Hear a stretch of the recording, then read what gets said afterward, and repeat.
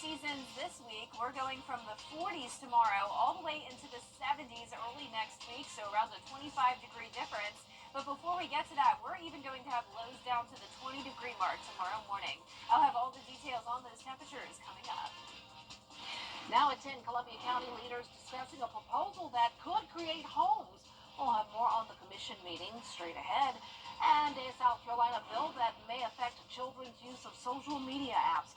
Why some lawmakers debated against the bill. And your news at 10 starts now. Live from Television Park, this is WJBF News Channel 6 at 10 on MeTV. Good evening, everyone. I'm Dee Griffin. Thanks so much for joining us. Coverage you can count on begins with the Columbia County Planning Commission reviewing a rezoning request for the Bright Size College homes. News Channel 6's Hannah McDonald has more.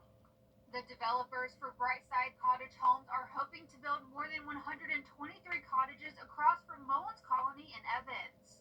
The homes would range from 640 to 1,360 square feet and would include amenities such as a pool, a fitness center, and pickleball courts. But the discussion on the proposal was postponed until March 20th due to a request for more time. All those in favor, raise your hand for postponement. Motion carries. The Division Director for Planning Services in Columbia County explains why the proposals get postponed. We're due to staff comments on trying to work through some of those issues that we identified on the initial reviews, so they'll have better information. Sterling says there are still some details to discuss. Access is going to be a concern and something they need to nail down before we're comfortable moving it forward to Planning Commission recommendation and ultimately the Board of Commissioners taking action. He says there are many steps the applicant goes through before they approve rezoning. And then we'll, compile that list and then usually give it back to the applicant and say, okay, there's, minor things in here that can be handled through the process, or there's some big ticket issues that you need to really focus on and figure out before we can move this thing forward. And there were no representatives in attendance to speak in favor of or against the postponement. In Columbia County, Hannah McDonald, WJBF News Channel 6. 3 people have been exonerated in the death of an infant in Augusta last year, and Jared Williams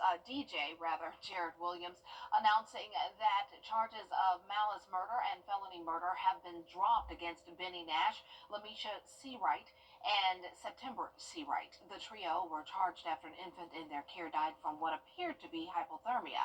Williams says an autopsy revealed the cause of death to be undetermined and that the baby boy's temperature was above the threshold for hypothermia. Well, it's time now for a quick check of the weather with Chief Meteorologist Jenna Petracci. And boy, oh boy, is it cold outside. Oh, the wind combined with the cold air, it's not a good combination. Our Terry Lambert Hyundai Skyview Cam now in Waynesboro showing dry conditions this evening. We do have nice clear skies, but under clear skies, the temperatures always fall very quickly, and that's going to be the case tonight. Our high today was only 47 degrees, nearly 20 degrees below average, and our low today was 37, so that actually matches up pretty well with our average of 39. Right now, we're getting close to the freezing mark in Augusta. We're currently at 33, but 31 in Thompson. McCormick, you're only at 30. Aiken in the upper 20s already at the 10 o'clock hour. 30 in Sparta, 34 in Waynesboro, 31 in Lincolnton. So the winds are coming in from the north, currently up to 15 miles per hour sustained in Augusta. That's pretty high for this time of the night. And winds are gusting up to around 25 in Aiken, 25 in Wrightsville, 24 in Edgefield and Louisville. So that's making it feel like around 20 degrees in Aiken, 22 is your feels like temperature in Saluda, and only 23 in Augusta. Satellite and radar showing high pressure settling in. Snow showers still in the Midwest and up towards the northeast, but the southeast is nice and quiet. So we're working with a harsh wind chill tonight, going down to the teens by tomorrow morning, and even the actual air temperature getting down to 21 tomorrow morning. So a frigid start to our Friday, but the weekend looks pretty good. You'll just still want to keep a jacket with you, but those highs are climbing into the 60s again on Sunday. I'll have more details with a look at the warm-up coming our way next week, coming up in the next few minutes, but back to you, Dee. All right, thanks so much. We'll see you then. After moving from one location to another, In the last decade, the Aiken County Visitor Center will soon be closing its doors. The county is currently paying $30,000 a year for the rental property on Lawrence Street, and with technology advancing, leaders feel there are better ways to use that money. The county administrator also says they want to close the center to limit competition with other small businesses. At the time when we did start the retail operation, there was very little of the t-shirts and that kind of thing in the downtown area, but things have changed in the last 15 years. So now there are lots of vendors. So the retail operation is one we don't want to compete with for-profit businesses, small businesses. So that's another reason. Sanders says they will be working with staff at the visitor center to ensure a smooth transition so they can stay employed. The visitor center will officially close on June 30th. Well, today the South Carolina House of Representatives passed a bill that could affect your child's social media use. Carolina Iaffa explains. Lawmakers say this bill will protect children's safety and hold large social media corporations accountable for making billions of dollars while putting children at risk. We have minimum safety standards for cribs and car seats and other things. Well, this is going to put a duty of care on these tech platforms to have to design their platforms with the best interest of the child and to protect children. Representative Travis Moore says this bill will require companies to verify users' ages and ban people under the age of 18 from social media sites unless they have their parents' approval. This bill will also block adults from messaging children unless they are already connected. Despite the bill passing last session 113 to 1, today there was support and opposition from this bill on both sides. House Minority Leader Representative Todd Rutherford voted to pass the bill last time, but voted against it today. So if we don't learn, we die. And last session we looked at it and said, okay, well, protecting children is important. How do we do that? And making sure that there's age verification as people go on the social media sites. If we can do that successfully, then I'm all for it.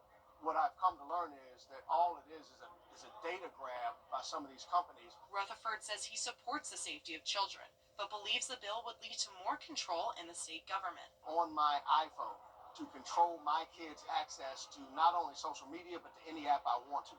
The government needs to be very limited in scope and act like a scalpel, not like a hammer. Representative Moore says the bill states social media companies will not be allowed to collect unnecessary personal information from anyone under 18. That decision remains with the child's parents. What it really does is empower parents to be able to protect their children from the dangers of online use. During yesterday's second reading, Representative Brandon Guffey gave testimony to the United States Senate Judiciary Committee in D.C. Guffey's son took his life after he was blackmailed by an adult on social media. Guffey says we need to protect children from social media. In Columbia, I'm Caroline Yalfa. Today, several inmates in Aiken County received their GED. The ceremony was at the Aiken County Detention Center. Sheriff Marty Sawyer and Aiken County School Superintendent Dr. Corey Murphy taking part. 5 inmates got their diplomas. There's study after study shows that education is the number one factor in that. So we want this so people don't come back to jail.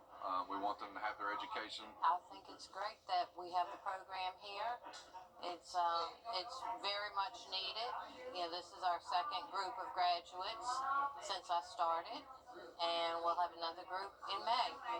The goal of the program is to make sure the inmates have the tools to be successful when they get out. Congratulations. A major milestone for a local school. The W. Roger Giles Institute of Inquiry at Augusta Preparatory Day School celebrated 1 year of learning for students with a birthday party and an unveiling of a strategic plan and discussion on the next steps for the school. When it opened a year ago, the institute was built as a way to prepare students for the fourth industrial revolution, including high-speed internet, artificial intelligence, 3D printing, and the workplaces of the future. I openly say to the community, we welcome you to our campus. We welcome you if this can be a space for you to bring your company and do thinking and being curious, and it's an objective space, partner with me. In that same vein, my students want to see what professions are in the community. And that's a wonderful partnership when we can reciprocate on that. Last year, Augusta Prep was ranked as one of the top 10 private schools in the state of Georgia. Well, coming up, local researchers looking into the effects of obesity on the brain. We'll have more on the study after Jenna's forecast.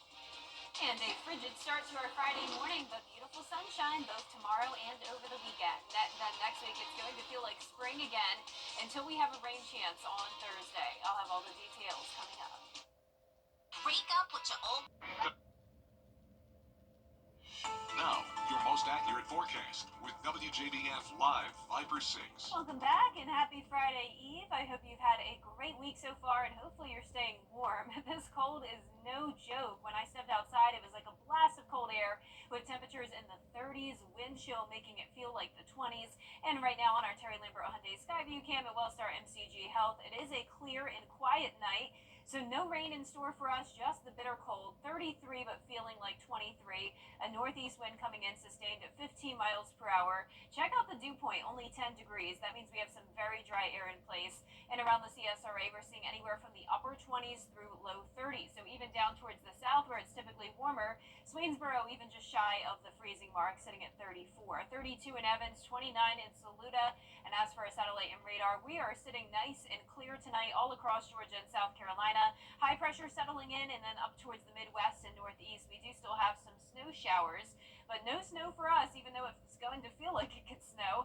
Tomorrow morning, we'll be in those upper teens in some places, and the rest of us in the low 20s, so well below freezing. There is a cold weather advisory that goes in effect. Well, it just went into effect and lasts until 10 a.m. on Friday morning. That's for the entire CSRA. Be sure to protect people, pets, plants, and pipes. If the pets aren't already inside tonight, you need to bring them inside and wear plenty of layers when you're headed out the door tomorrow morning. And you'll need to keep some layers throughout the day. Notice our highs are only getting into the 40s once again. And you can see on our day planner, we'll be at 23 at 7 a.m., 47 by 2 p.m., mostly sunny skies. It's going to be a nice sunny weekend as well, no chance of rain. Definitely chilly on Saturday, but we're back to the 60-degree mark or so by Sunday, so that marks the beginning of a warming trend. But in the meantime, our futurecast is just showing that high pressure overhead. We're going to see some clouds here and there. Notice by Tuesday or Saturday at 2 p.m. we will see some cloud cover. Low pressure tries to form off the coast there of South Carolina, really not impacting us. So we're going to keep things dry over the next 7 days. Temperatures are on the rise big time, 67 on Monday and then 70s for 3 whole days next week. So that'll definitely help us thaw out after the cold week we've had. But keep in mind, this is another fake spring. The real spring is 28 days away. And speaking of spring, when we're talking about the spring season, we talk about severe weather often. And today happens to be the 141st anniversary of the Enigma tornado outbreak. You may have never heard of this one because it happened back in the 1800s.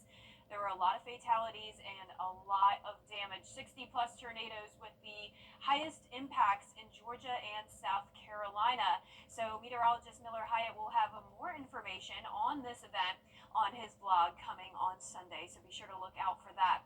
Now, the 10-day forecast is showing our next chance of rain next Thursday. We'll have a cold front passage. That'll bring cold air behind it because notice the high next Friday is back down into the 50s.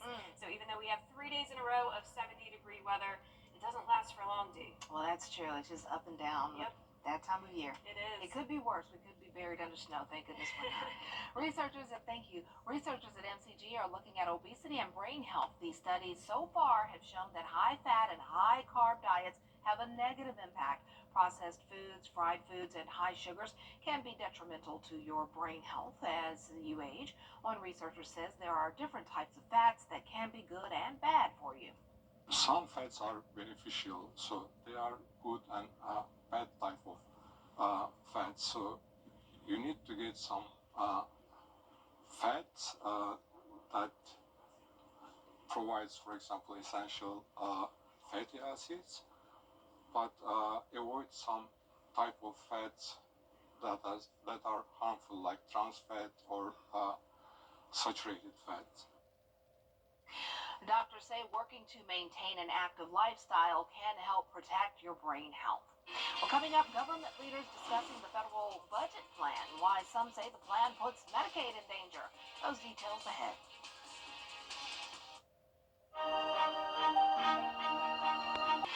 Coming up, one AU basketball player has a special visit from family in Dublin, Ireland. Hear how he's feeling about being honored on Senior Day with his mom in the audience after the break. The death of a loved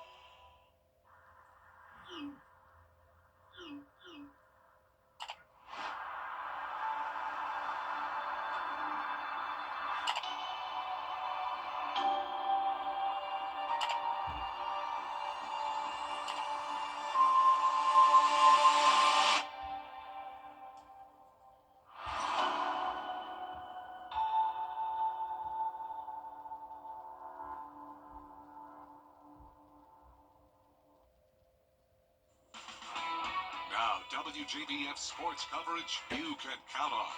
The Augusta Jaguars have their last home game of the regular season on Saturday with a special visit in store for starting center Max Amadason. The senior center has played a pivotal role in the Jags' success this year. He surpassed the 500 rebounds mark, moving him to top 25 all-time in just 2 seasons. The Dublin, Ireland native is a long ways from home, but he'll have some extra motivation this Saturday. His mama flew in from Ireland this week to watch him play for the very first time in a Jags uniform. Yeah, it means the world, obviously having family around always gives you, a boost of confidence, just a support system around you, Being here by yourself is never easy, so having a support cast, especially on a senior day, it means the world. So awesome. Tip-off is set for Saturday, 3:30 p.m. against North Georgia. Well, it's often said that the last thing a sports team wants to do is play a powerhouse when it's mad. I think the Razorbacks of Arkansas perhaps found that out Thursday night as they came to Columbia to face the 6th-ranked South Carolina Lady Gamecocks, fresh off that Sunday afternoon drubbing at the hands of UConn. Well, this time it was the Fighting Dawn Staleys doing the drubbing. 5 Lady Gamecocks in double figures. Joyce Edwards and Malaysia Fawali led the way with 18 and 15 points apiece, 44-28 at halftime. The Razorbacks never threatened. South Carolina gets that bounce back and that get back to the tune of a 95-55 blowout. Some unfortunate news regarding former Georgia quarterback and now Miami Hurricanes quarterback Carson Beck. He had thefts of 3 luxury cars from his home. The Miami police are actively investigating the scene. Now, Beck is the latest athlete targeted by thieves, as several athletes such as Travis Kelce, Patrick Mahomes, and Joe Burrow have also had burglaries at their home. Now in high school state basketball games they continue on both sides of the river Thursday night with boys and girls teams from the CSRA still on the title hunt. Now some schools like Augusta Christian are playing for state championships already. They'll face Portugal Friday at 7:30 p.m. for the SCISA Class 4A title in Sumter, South Carolina. Also one Thursday night final score to pass along. North Augusta's boys move on to the 3rd round of the SCHSL 4A tourney after a 58-38 win over South Florence. We got a full list of final scores and second-round matchups on our website, WJBF.com, under High School Sports. Go check it out. Back to you, D. That's it from sports. We have 2 local dance teams gearing up to compete on the big stage. We'll have their story on their climb to the state championship after this break. Congress is paying attention. Comfort Services, your home's best friend. Kick off your Saturday mornings with the most trusted team in local sports. Preview all of the weekend action and recap all of the big plays with Gianna Cephalou and Gabriel Stovall. 6 Sports Saturday, Saturday mornings at 9:30 on News Channel 6. And last but not least, 2 high school dance teams in Columbia County are getting ready to compete. And they're headed to the state championship this weekend. Isabel Moody went to their practices to see how they're preparing. Lakeside and Greenbrier competed in sectionals to qualify for the GHSA State Dance Championship in Athens. This is the first year schools had to qualify for the state championship. Previously, in order to qualify, the team would have to attend a certain number of competitions. With only 16 spots open in their category, both schools qualified to compete. With our size, have a presence on the court. And I definitely think our difficulty level and our skill, I think that's maybe what got us our bid to state.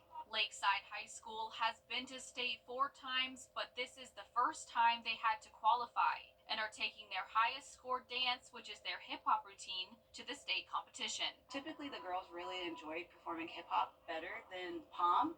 Pom is more of the traditional with the pom-poms, and hip-hop they get to kind of let loose and have a little bit of fun. Greenbrier High School has had their dance team for 3 years. The first year they did not compete and started competing last year. This is their first year competing in sectionals and state. They also qualified with their hip-hop routine. We needed to get acclimated to what the GHSA expectations were. We wanted our girls to get acclimated since we've never had a dance team before, and we really wanted them to hone their skill to take something great to state. Dancers from both schools are excited for new challenges the state competition will bring for the team and are looking forward to performing. I think the change from being in front of the student section to being in front of the judges will be different. I really think we have a lot of fun when we perform this dance. It just has like a really good energy and we all really enjoy doing it, and I think that really translates on the floor. Although both schools are against each other, the dancers are excited to experience the competition with people from their area. It's just like a friendly competition. I think most of us here on the dance team and on Lakeside's probably, we just do this because we really love to dance. At the end of the day, we're all friends, so it's just fun to be able to do this with each other from different schools. In Evans, Isabella Moody, WJBF News Channel 6. Way to go. Wow. Yeah, it looks like a lot of fun. Well, our forecast is showing sunshine tomorrow and over the weekend. It's going to stay chilly, low of only 21 tonight, 48 tomorrow afternoon. So bundle up, but we're getting back to the 60s on Sunday and Monday, then 70s Tuesday through Thursday of next week. Then another cold front brings rain on Thursday, followed by a cool down next Friday. Interesting because this time of year, usually before the Masters, we're worried about the azaleas coming out too soon. They are not coming out right now. Nope. They're like, I feel bad for any crops that have already started to grow. Yeah. 21 tonight. Oh, no. Well, the news continues at the top of the hour on News Channel 6 and 11. And Hogan's Heroes is next here on BTV. Have a great night.